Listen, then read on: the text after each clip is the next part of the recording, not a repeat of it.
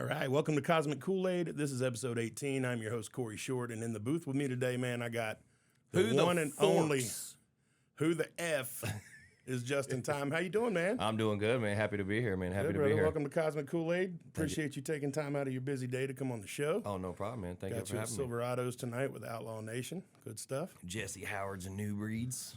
Yes, sir. Yeah, we love them boys. Good Yes, boys. sir. So just briefly in your words, man, tell me who the F is just in time. I'm just a party planner, man. You know, I just like to have a good time. I like to show up, drink everybody's CBD, and smoke all their liquor.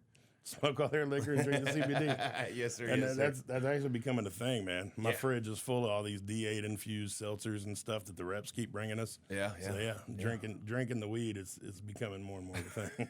Oh, I did say that backwards just now, didn't I? Oh, I definitely said that all the way backwards. It's all right. It's all good, man. So tell me how you got into music.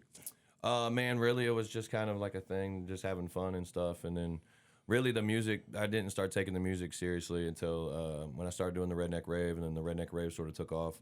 I was able to like sort of give myself a platform to be able to actually put music out there and people listen to it rather than just like firing music out into the abyss. So really, yeah, the RedneckRave really catapulted everything. And then, yeah, from there it just trickled. And Tell me a little bit more about the rave. When does that happen and where every year? the RedneckRave, it'll be Memorial Weekend this year. It's at Blue Holler Off-Road Park, Mammoth Cave, Kentucky. Okay. It's 5 days of mud, music, and mayhem. And we got like a cave there and shit that you party. Can you cuss on here? Yeah. Oh, You good? yeah, shit, fuck me.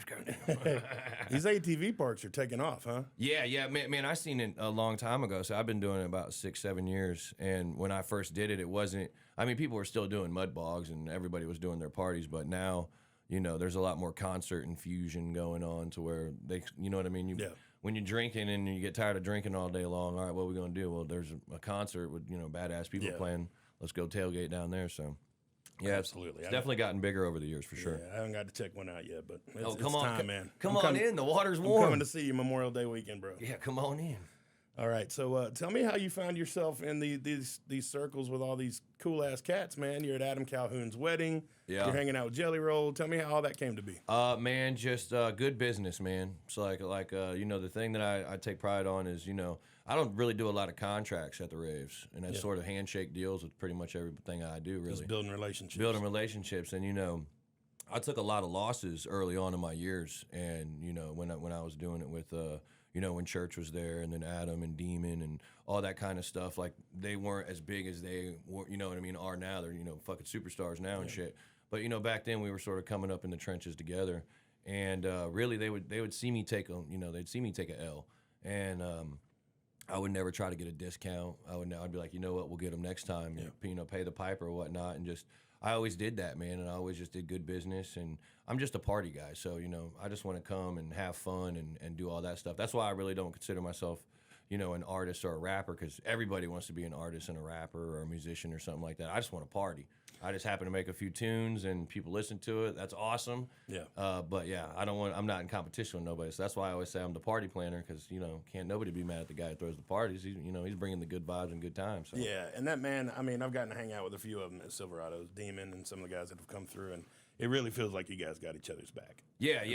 I always, man, and another thing, man, is just solid people. Like, you know, when you talk about, you know, Calhoun's wedding, you know, I knew Calhoun for, you know, since he started this country rap thing that he's on now.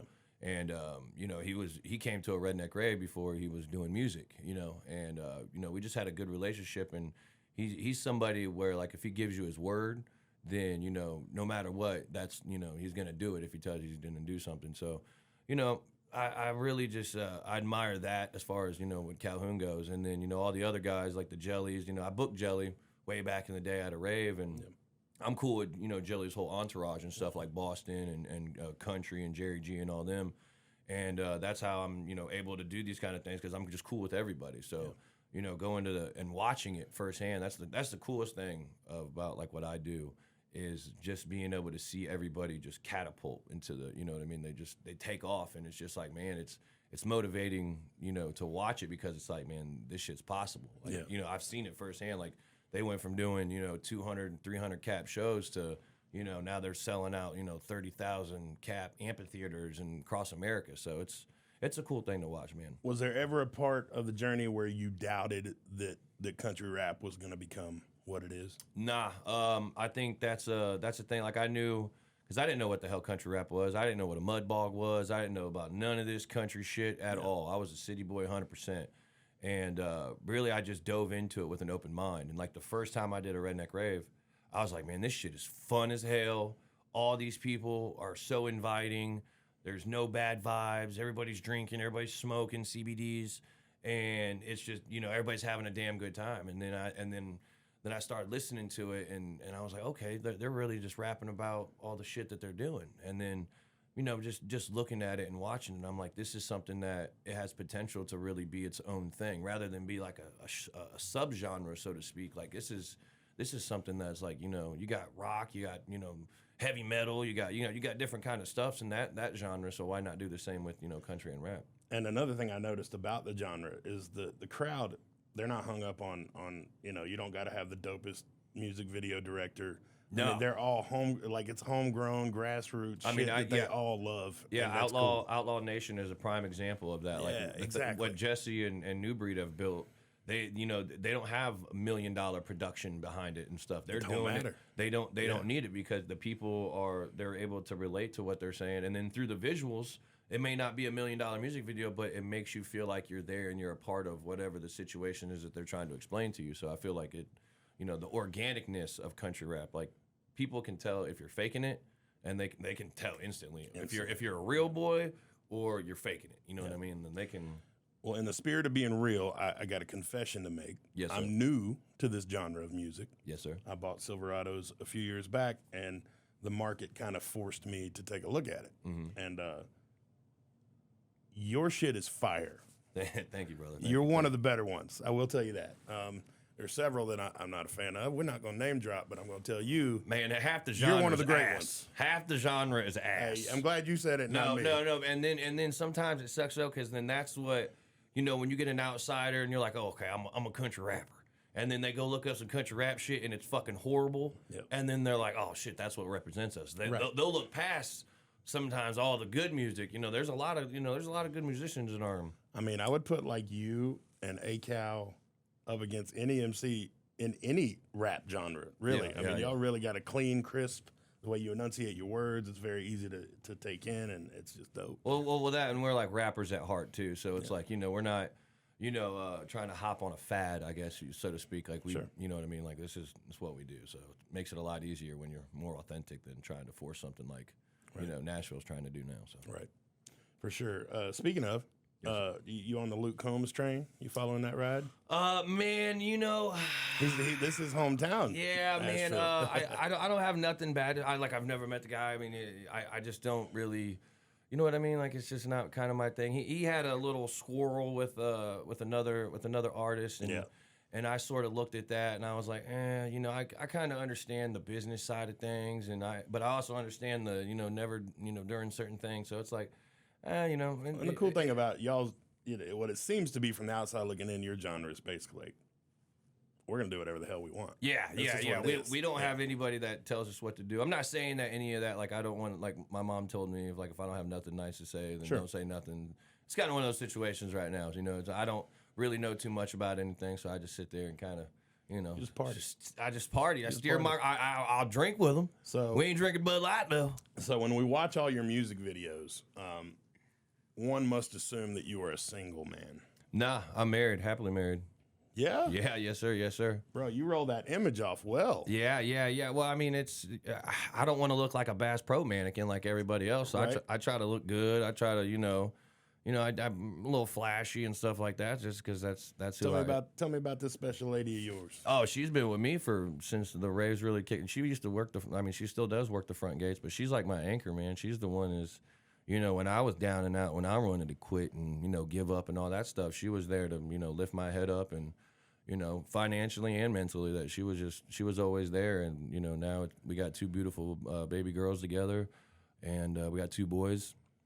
And yeah, we're just, I like the family part, man. Family man's everything. That's the reason why we do it for. So it's like, awesome. Yeah, I love to go home and. Your boys ever get to come to the shows? Yeah. My oldest, he helps work the gates and stuff like that. Give him a little job, but usually he gets lost in the sauce and just takes the side-by-side off in the trail, and I don't see him until 2 days later. But it is what it is. Rather me on the damn side-by-side and on my iPads. Well, just a couple more quick questions, man. I got to get you back over to the venue so we can put on a kick-ass show tonight. But tell me your favorite project you worked on so far. Man, my favorite project I worked on so far would probably be the one that's about to drop here soon with me and Lil White. So me and Lil White, we got a whole album together, and we got a lot of features on this. Where it's like some of the features I can't believe we have. I wish I could name them, but we're keeping that a surprise. But Sure. it's some big. It's not just country rap. It's it's kind of everything. I could say we got Jesse and New Breed on a record. I can't say that. We got like Bubba Sparks on there, Calhoun's on there. But yeah, I would say that project because just how cool it is, like our relationship and how me and like Lil White, I didn't know any of his music at all. So a lot of this, when I go into this, I don't like, no offense to anybody, but I don't know anybody's music because I don't listen to that. Like we were listening to Dr. Feelgood or Dr. whatever it is, and we're listening to Eagles, and we're listening to like, not what you probably would think that I would listen to right before I want to turn up and do an interview, but. Right. But when it comes, shit, where was I going with that? Hang on, fuck, bring it back, Justin, bring it back. The album, the Little White album, yeah. So I don't know. So when I meet these people, sometimes I don't know none of their music. So it makes me where I can't be a fan and I can't be a hater because I don't even know what you're doing. Kind of like what you're doing, you just got to jump into it. And I think that's one of the coolest things is giving music a chance. I think that's what our genre needs is more people to give country rap a chance rather than saying, oh, country and rap together is crap.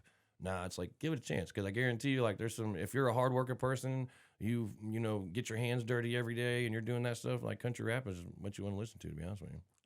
You worried at all about how all this artificial intelligence shit is going to change the game? Man, I think it's cool as shit. Like, I listen to all them fake ass records they're putting out, and I'm like, man, some of these shits are pretty fucking cool. I can't even lie, but I mean, if they start doing that to me, I guess I'm on my way there. If they're gonna start making fake songs with AI on it, hey, more power to it, man. Can't wait to. The world's changing, man. It really is, though. It is kind of a weird thing. Like, it's like, I don't know, like how our kids are gonna. Hopefully, they have flying cars by then. Yeah. We ain't got no fucking flying cars yet. Back to the Future lied. Right. Pissed off. Fuck you, Marty McFly. Your flex capacitor lying ass bitch. Well, tell me, last question, man. Tell me if you had a 16-year-old kid come to you and say, hey, I want to do this. Give me some advice. What's your advice? Invest in yourself. Like, don't let, don't try to ask anybody for anything and go out and get it and then work hard enough to where the people see you working hard and they're willing to work with you then. So it's like, just invest. Because if you don't invest, nobody's going to take you serious. And if you want to be a musician, it is a very expensive hobby. Like, like when you start out, it's not the easiest thing. That's why I'm glad I have the RedneckRave to be able to help with that and, sort of, fund that kind of in a way and tunnel it. But other than that, it's invest in yourself. And, if it was easy, everyone would be doing it. So you got to think of this. Like a lot of people, they're like, oh, well, we got a real job for a living. Well, like mentally being a musician or being a party planner or being a venue owner, it's a lot more stressful than people, I think, really realize as far as, because without you, the whole fucking ship sinks. So it's like you're the captain of it. So a lot of people depend on you. So when you're coming into it, you got to keep that in mind. Like, all right, when you're a musician, that's cool, but also realize you're like the last to get paid. So like it's a business. Yeah, your engineer's getting paid, your security dude's getting paid, your DJs, your guitarists, your drummers, your photographer people, whoever made the beat, then your distro. Yep. All those people got paid and you still ain't even made a dime yet, but you just had to pay all those people. So investment is a huge, huge thing. And don't sign no record deals because you can do it on your own nowadays. Damn right. No record deals needed. You got the internet, you got a phone, that's all you need. Well, bro, you got a great sound, you got a great vibe, great energy, great hustle, and I'm glad I got on your shit, man. Thank you for coming on. Oh, no problem, man. We'll see you tonight at the show. Yes, sir. Thank y'all so much for having me. Who the fuck just time? Tell your dad and your mom, RedneckRave.com. Oh, yeah, real quick. Tell them all the places to find you, your music, all that good stuff. Who the fuck's is Justin Times without the S. And everywhere you can just look up Who the Fuck's Justin Time, or you can look up Redneck Rave. Right. Watch the Vice documentary. If you want to know what a Redneck Rave is, go to YouTube. Watch it. It's called Mud and Mayhem. Vice. You know what Vice is? VICE. We'll see you there. Right yeah, on, love you, boys. Take care, man. Thank you so much. Oh, no problem, man. Thank you so much. We'll see you tonight.